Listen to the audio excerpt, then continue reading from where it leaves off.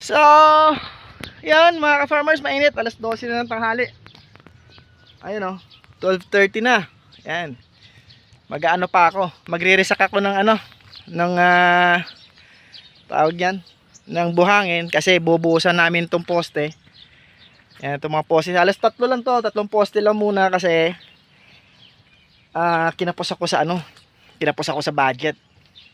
Kasi mahal yung plywood, mahal yung coco lumber 2x2, tapos yung plywood ko na ginamit 3/8 pa, medyo mataas sa presyo. So gagawin ko, bubusan namin 3 poste, and then pag gumanda yung panahon at uminit, siguro mga bukas pwedeng tanggalin and then lipat na naman sa kabila. Yun. So at the meantime, mabubusan namin 'to mamaya. Tapos kasi dalawa kami ng panday ko, hindi pumasok yung dalawang extra. So pag nabusan to mamaya, ang gagawin ko, mag-ano muna ako, re-resack ako ng mga buhangin, and then tawag niyan, para ma-refine siya, para gagamitin sa ano, finishing dito sa loob. Papa-finish ko yung loob, or hindi siya finish, actually roughing lang. Tapos yung dito sa labas. Yung likod siguro hindi na, medyo okay na yun, para medyo makatipid-tipid. Yan. So yan, tingnan niyo mga ka-farmers yan.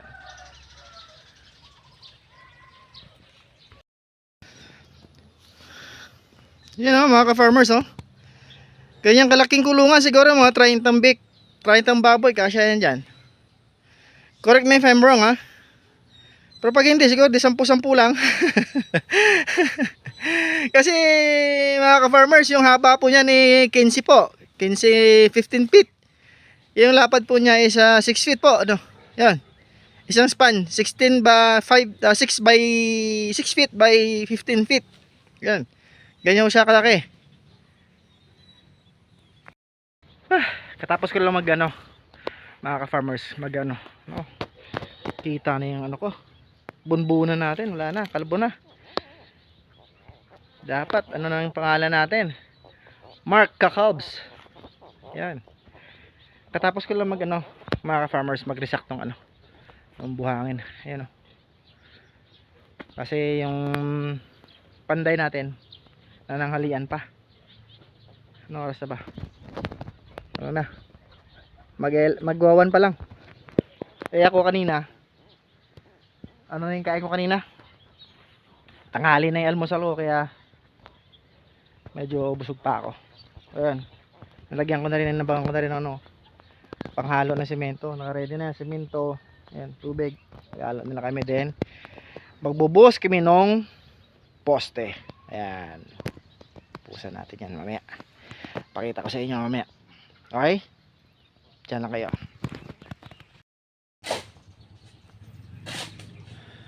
Halo na tayo ng semento, mga ka-farmers. Para isa. Para sa atin.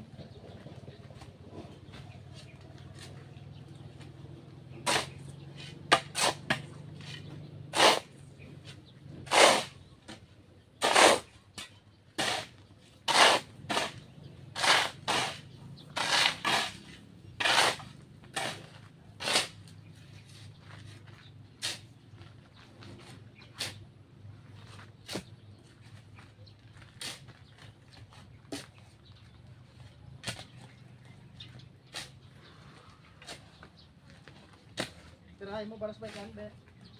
Baras ako, baras mo yan. Ha? Hindi, baras na na. Tira ka bag.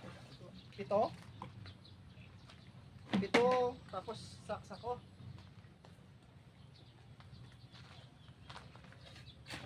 Puno? Puno kaya? Ha?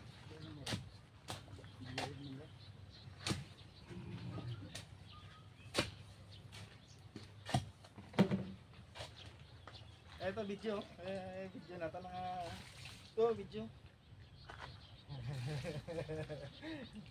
Kita sa YouTube.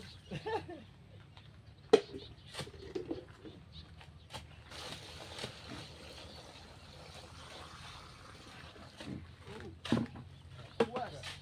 Banda. Butas.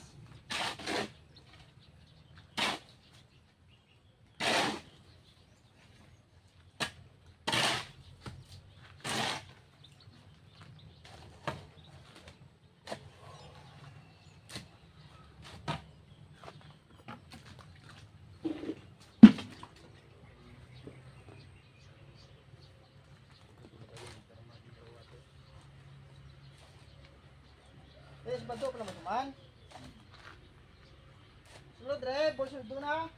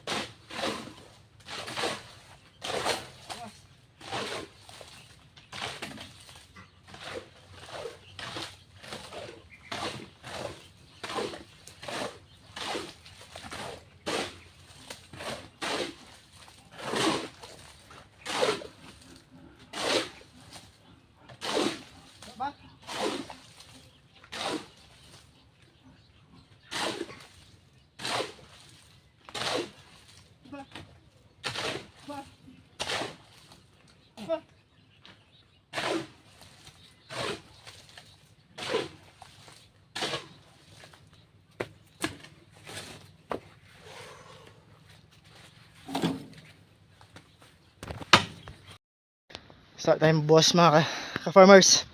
Nakahinga lang. Ayan, para makita nyo. So inahin natin. Yan.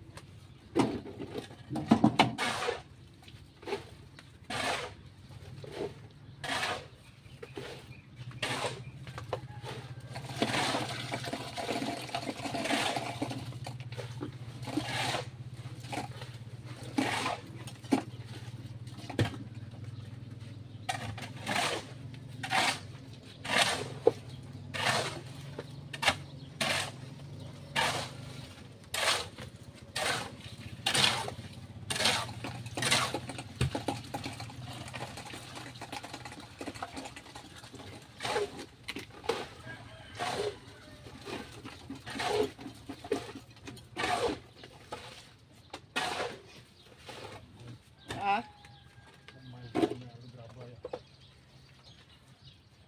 Ito eh.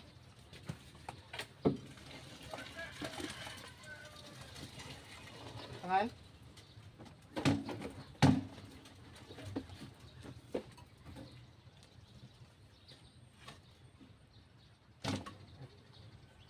Di na?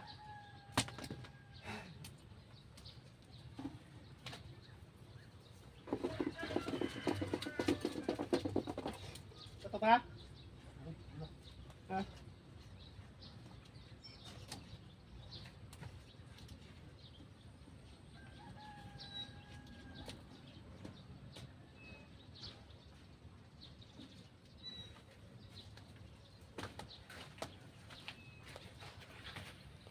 Well, yung ginawa namin mga farmers, ano muna, half lang muna. Kasi pag diniretso natin to, medyo hindi siya matibay pagdating sa dulo, baka mamaya matumba, walang braces kasi. Yun nga sinasabi ko siya, kulang kasi sa materyales, kaya hindi namin pwede idiretso. Dapat kasi sarado yung formas mo, saka dapat may mga braces na naka ano, para hindi gagewang-gewang. So isang poste lang muna ginawa namin, yun, para iwas tumba ba, iwas basag, iwas crack. Yan. So yan na lang muna, kalahati lang muna, 3 poste muna. Yan. Yan.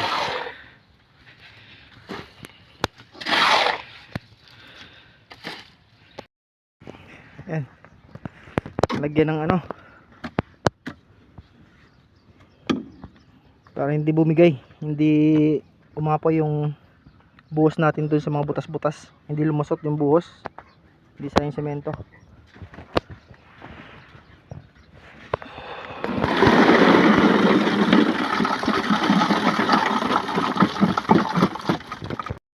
Tapos na yung buhos mga ka-farmers. Yan, half pa lang yan, hindi pa namin diniretso kasi yun nga, sabi ko nga, kulang ng budget.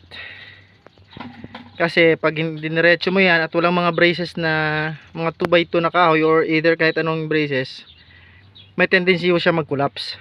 So yan lang muna, half lang muna.